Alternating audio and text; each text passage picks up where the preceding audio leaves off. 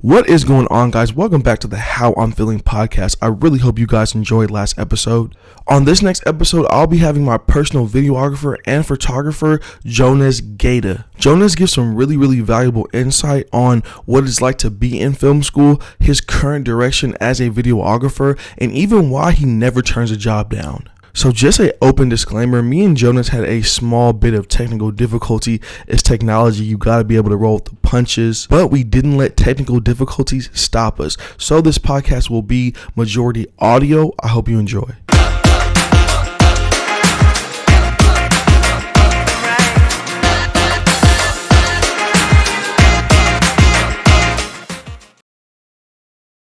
All right, Jonas, my brother, welcome, man. How you feeling? All right. We had some major technical difficulties this morning, man. The Amazon service plate people, whatever, that thing shut down, and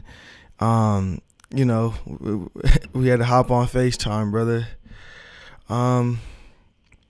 Okay, so let's get right into it. You're in the Los Angeles area. You're a filmmaker, videographer, photographer. You do all of that. So let's get into it. What was the first thing you shot? Explain that to me. Explain how that was. How'd you feel about that? Before we go any further, I just wanted to let you guys know that this podcast is sponsored by JDM Creative Visuals. JDM Creative Visuals is a modern day production company that's built to inspire, uplift, and motivate every single individual through quality and captivating content. Right. I would just say the first thing I shot professionally, and that was when I was in Germany around 4 years ago. And essentially all I did was I filmed a 1-minute event film for a club in Germany on a Friday night. Filmed the DJ, filmed the people partying, the bartender mixing the drinks, made a 1-minute film out of it, and then gave it to the club so they can post this on Facebook and Instagram to promote the club. That's my first job ever.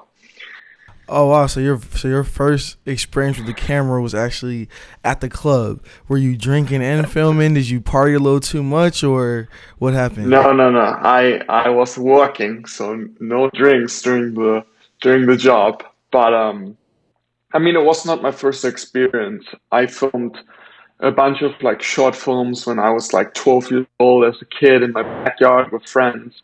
But the first job at a professional level was at the club and, making a film for the club. Yeah.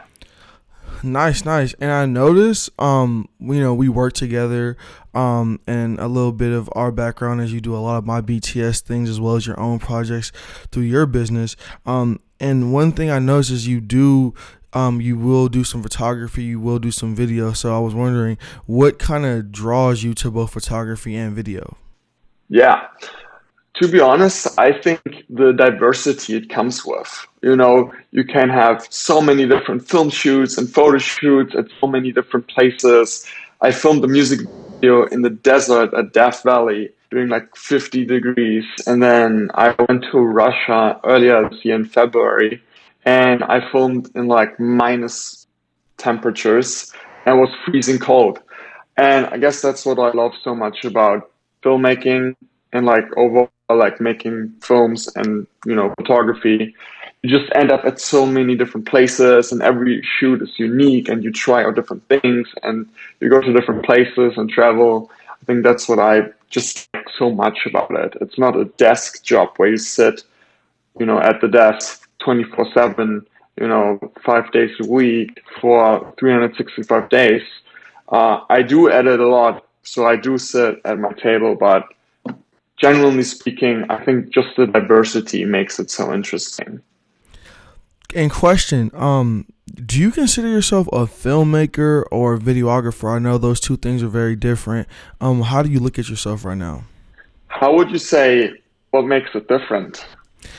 I would say a filmmaker, and this is all subjective to my opinion, your opinion. If you have something different, please Hmm. voice that. Like, there's no one way. But my Yeah. opinion, a filmmaker to me is somebody that simply is out in the field making films. Everything that they do, conceptualize from the pre-production to the production to post-production. They're writing scripts, then they're producing as a, independent person. Maybe they're producing those scripts into a visual form, and then trying to find on the back end an investor or a digital platform to put it on. So to me, a filmmaker simply makes films, and to me, a videographer is somebody that takes jobs, whether it's film this cupcake business or film the lady down the street with the plants or film my neighbor's quinceañera. You see what I'm saying? It's people that are talented with the camera. Yep. No, I'm definitely doing the commercial route in the film launch in the film industry, yeah. And I guess I would based on your subjective opinion, I guess I consider myself a videographer because I do make music videos and commercials, and I used to do events and do all that stuff. I'm less a narrative as of right now. Maybe one day, hopefully one day, but I guess as of right now, I'm a videographer. Yeah, and like you said, it's my subjective opinion. I see a lot of people that call themselves filmmakers with no film out, and Hmm. I just kind of have my visions about that. And, everybody Yeah. probably listening to this has their own opinion. So, everybody's subjective to their own opinion, and I don't look at other people for how they think about things. Compare German content creation to LA content creation. What are some of the major differences that you see when it comes to that? I think genuinely speaking, the process, I guess, is similar. You know, shooting, editing, doing promo stuff, all that. I think it's genuinely pretty similar. I think LA is definitely oversaturated, and people are, you know, they demand more content in general, I think. Is there any like specific thing you're curious about, or because I think generally speaking it's pretty much the same. It's just like there are more people here. The entertainment industry, it's like the capital is right here. So like obviously supply and demand on both sides of filmmakers and content creators, as well as the people who do need the content. Just more here, so it feels like it's just like more going on here, but the process itself, I think it's pretty similar to Germany Well, overall. the process, obviously, a camera in China and a camera in Japan, a camera in Germany, they're all the same. Maybe I was kind of asking, what's the vibe like on a German set? What are the people like? Are they more nonchalant? Are they hustle and bustle? Are Hmm. they more calm? Maybe talk about that. Yeah, totally. To be fair, my experiences in Germany are not as huge as here. Right when I kind of started becoming more professional with, my films, I moved to Los Angeles, so I didn't really have that much experience. However, it really depends on where you live. Where I was from in Germany, there was nothing going on, and I was just the film kid in the neighborhood. Like I was known to be the guy with the camera, and there was no one else. There was no one else being interested. So I guess in that sense, I don't really know, but I'm sure if you go to like major places like Berlin and Cologne, like it definitely is going on there too. I think it's very difficult to answer this question because I do have not that many experiences yet in the Mm. German industry. Um, yeah, but I'm sure it's fine. I mean, people working there. Definitely. There's definitely content there and YouTube and creators and clients with, needs. So definitely. Okay. And oh, what did you learn? Okay, so one thing that really captivates me about you is that you kind of have like this go-getting mentality. You know, you go out. I've asked you, hey, do you want to do this BTS? And like normally people would be like, oh, you know, it's not really my thing. You know, or I do this. This is my niche. I'm not gonna do it. And it seems like, you know, you'll do BTS for me. You'll do a lady with bone broth. You'll, you know, put out things of fashion and working with brands. Where did you kind of develop that go-getting mentality that I'm gonna take these jobs and I'm gonna just do it? You know, I have big dreams, and I know that for your dreams, you got to work hard and hustle. And I never understood the people who just put themselves in a little box, say, oh, I'm only going to do short films, or I'm only going to do weddings. I don't, for me, you know, it's just like, again, this is why I love filmmaking so much. It's the diversity. I love shooting music videos, but I also like to go on events. Like beginning of the year, I was at the CES convention for an AI startup, and it's just like so many different jobs and just the diversity I really like. And it's like, go get it. It's just like no one is opening doors for you. Either you create your own opportunities or nothing is going to happen. So if I just constantly say no to all these opportunities, nothing else is going to happen out of it. But because, you know, I'm still connected with you and we started working together and me saying yes for you, yes, you know, you brought me to a Kyle music video shoot, and just like by being connected and working with other people, you just like create new and better opportunities and you just grow. So yeah, you should definitely always, like, that's my mentality. Go out there and create your own opportunities, and you know you got to work hard for it. So instead of saying no, say yes. Okay, and talk to me like what are some things that you look for before you accept a job? Because I've noticed that sometimes you'll work with me and you'll go above and beyond. Like if I have a certain number in my budget that I'm thinking about, you'll be like, oh well, I'll just do this for that. It's Hmm. not like it's not. It doesn't seem like you're just doing it because you feel pressure, but it seems like you really want to be a part of the process, so Yeah. do you like consider like I'm working with this person and this could potentially happen, so I'll work with this, or like maybe this person has a little bit more money or is not as nice of a person, so I'm not going to bend my back for them? Like what are things that you look for before you accept a job? Yeah, I mean, I think everything a little bit, you know. I definitely have in my mind who is the person I'm working with, I'm surrounding myself with, where can this lead to? Is there any like, you know, advantage, and not even in a greedy way, but taking this job, does this elevate myself and does it get me to the next level and like improve my overall business and me as a filmmaker? Eh, there are jobs sometimes where people, and I think you know it too, who, especially in the music video niche, they want a crazy music video with LED light and prop money and cars and models and crazy locations. And then, you know, they have a budget of $500 and it's not really realistic, you know. Um, but yeah, I mean, overall, I would just say, I just also depends on how busy am I right now. Do I have a lot of going on and I can't really take this job because it doesn't really pay that much and it would just like increase my workload and I would just stress, or am I free right now?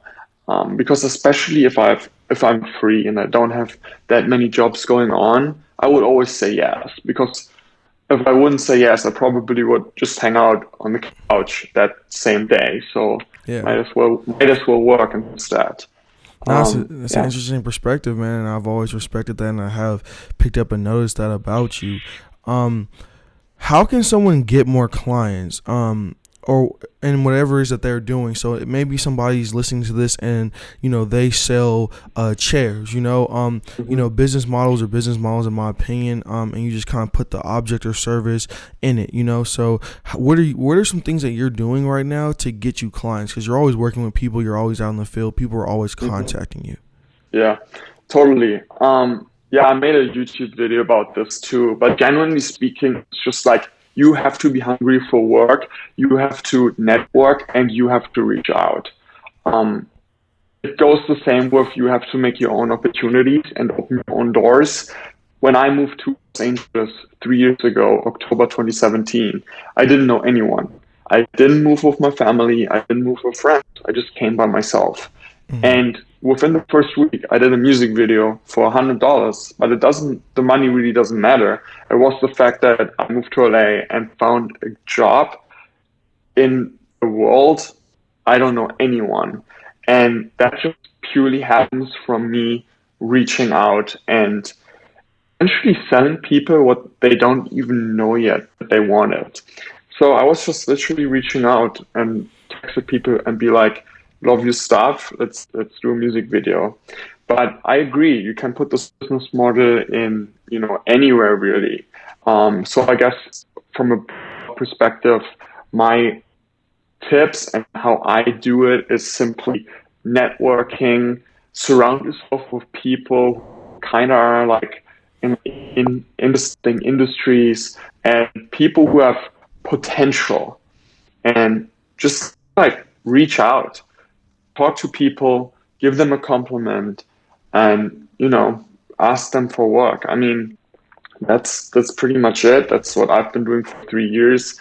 I did a cooking show, for example, and the guy I made the cooking show with, he invited me to his pop-up event. I showed up to the pop-up event. I did some photos.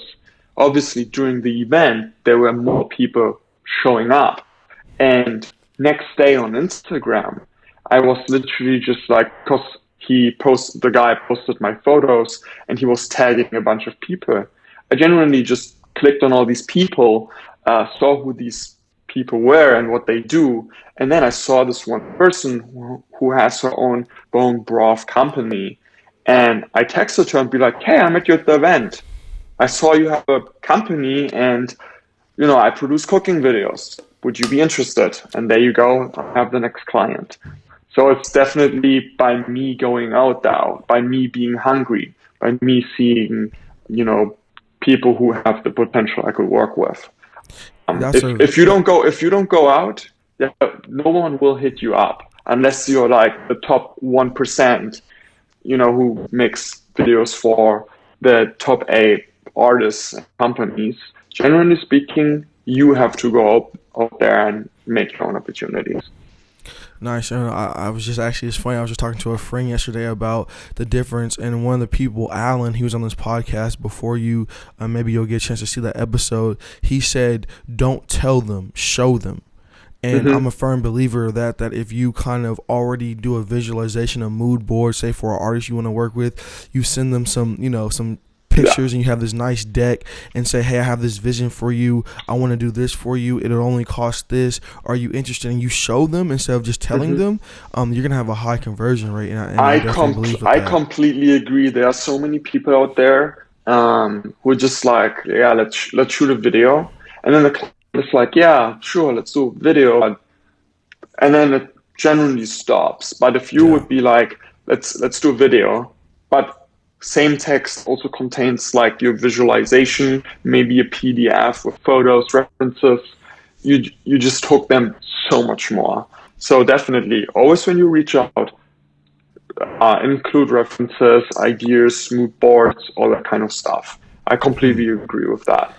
And so you're in film school right now, so I'm going to kind of combine two questions, right? And maybe just, you don't have to go on a whole thing, just maybe kind of quickly. Does somebody need film school? And then on top of that, what is the number one thing that film school has taught you from being enrolled into it? So the first question is obviously a very diverse, it's a question which always comes up, especially for other filmmakers. The way I would answer this is, do you need film school to acquire knowledge? No. You can gain knowledge on sets through YouTube and, just generally being online, forums, talking to other people. You genuinely can learn all of these things.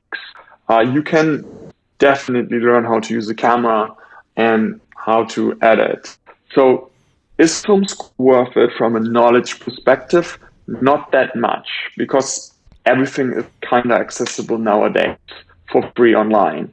However, do you want to be surrounded with like-minded people who also like doing films? Then I'd say film school is worth it, unless you live in LA and you have friends here and there who can kind of bring you onto sets. But for example, with G Studios, me personally, I started out being a one-man show and doing everything by myself. And through film school, I created this network of people that nowadays, when I have jobs, I have a whole crew of that I can bring onto sets.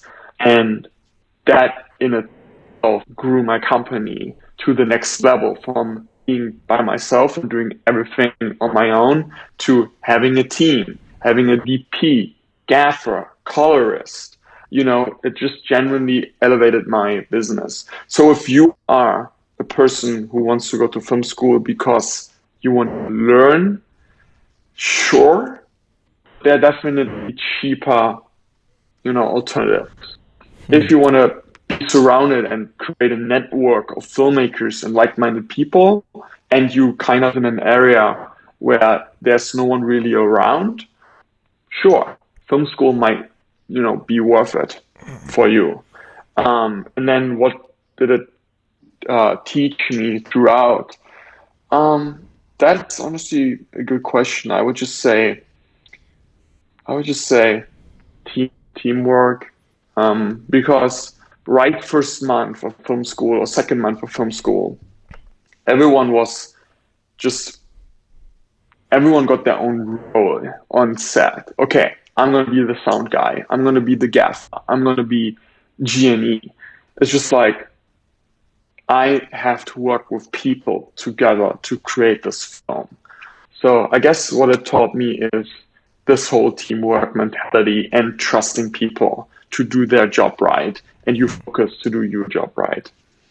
Good. That's a great answer. I was kind of thinking the same thing, and I wanted to see if our thoughts aligned, and that's a great answer, man. We're content creators. A fun little question. We've all put out content, and what's that one piece of content that you put out where either you look back and you're like, what was I thinking? Why did I put that out? Or was there ever something that you didn't really feel too confident about? You put it out anyway, and then from the reviews, you were like, damn, I knew I shouldn't have put that out. Dude, all the time. I mean, I personally feel like every time I make a new job, it's my new best piece of work. Mhm. And, everything old, I automatically don't like anymore. Which is it's kind of crazy, but I guess it helps with the mentality of, oh, I'm gonna grow from job to job, and I'm getting better and better and better. I like this feeling of making work, and as soon as it's old, I don't really like it anymore, just Mhm. because it keeps me pushing towards being better and better.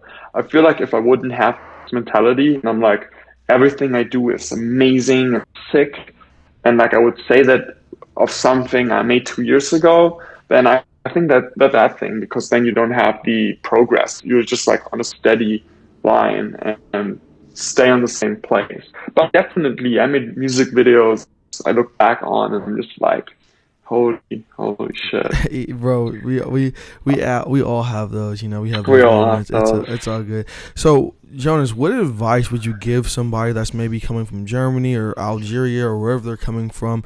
What advice would you give somebody who's wanting to pack their bags, come to LA, and hmm for film, for creation of content, for work? What would you say? First of all, if you're national and you want to come to LA, one advice I have is you don't need to go to LA. You don't. I think going to LA is definitely the hardest route with the most obstacles, especially when we talk visa situation and work authorization and being in this country.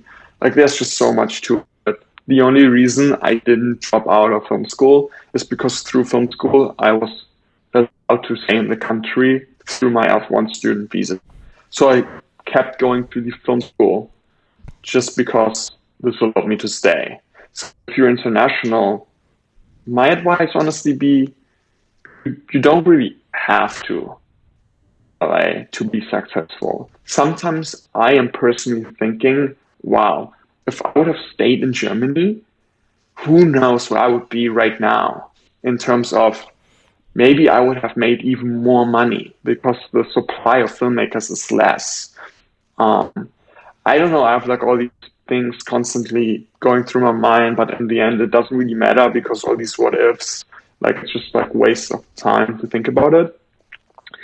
But if you truly think LA is the place, then my advice would be if you come here, make sure you stand out or like make sure you're different in certain ways.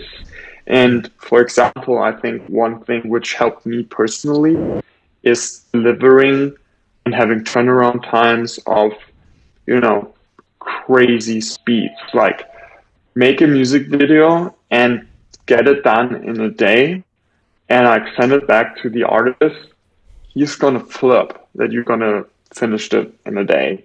And most of the time, people who with other people, if you work fast, that's what people want to work with. So that I guess would be well, my advice would be different and stand out. And so, and I guess my example would be for me, it helped because I try to get my work always done as fast as possible. And I noticed that people I work with, they really like my turnaround times and how fast I am. And that's why they oftentimes come back and be like, I want to do another video. That's good, man. Have those quick turnaround times, and that's very, very important for customer satisfaction. I definitely agree. Jonas, where do you see yourself in 5 years? We've had this talk. It's been beautiful. Tell me Yeah. where you see yourself. So I see myself still living in LA. I I run my own business, G Studios, the production company, mainly doing video work, music videos, commercials, events. I branched out into social media marketing and helping clients on a monthly retainer with their content. So I see myself being still running G Studios, but way bigger than right now. And I see it in a way of having employees and like a huge team, office space, just like a full-fledged production company taking care of any type of production needed. And yeah, that's pretty much it. That's the goal. That's where I see myself. I That's what wish I'm gonna. I wish all the best of luck to you in doing that, and we kind of have similar views and dreams, and I look forward to kind of moving down in the future with you, and bringing our brands together and collaborating. So that's gonna be very, Yeah. very fun. Jonas, where can the How I'm Feeling podcast community find you at? How can they connect with you or speak with you? So they can either reach out on Instagram. It's simply at Jonas Gaida, JONASGAIDA. Or on my website, see my work. It's g-studios.de. Say hi, and yeah, Yeah, no, I'm definitely. always down to collaborate and like network with new people. Yeah, I'll definitely link your stuff so people can get that for you and reach you if they want to ask you questions, partner up with you, or have work for you. This is a very hardworking guy, and one thing I can always tell you is he's going to come out, he's going to be very professional, he's going to give you exactly what you need, he's going to really listen well, which is a key proponent for your business. We want people that listen to your vision and execute it. So this is going to be your guy. He's that workhorse, baby. Thank So you so Jonas, much. man, Thank you so much. I really appreciate you for taking the time to be on the How I'm Feeling podcast, man. I look forward to kind of, doing more of this with you. Thank you so much. It was a pleasure to be part of this project of yours and this podcast. Thank you. And sorry for the technical difficulties. This is probably gonna be the It's all first good. one. It's all good. We're halfway through. They get no visual, but it's alright. They see you. I took a couple of screenshots here. So a learning experience on my end and yours. So next time when we get the second interview, it'll be a lot more informative, and hopefully you have accomplished all your goals, so you can give us insight on how you did it.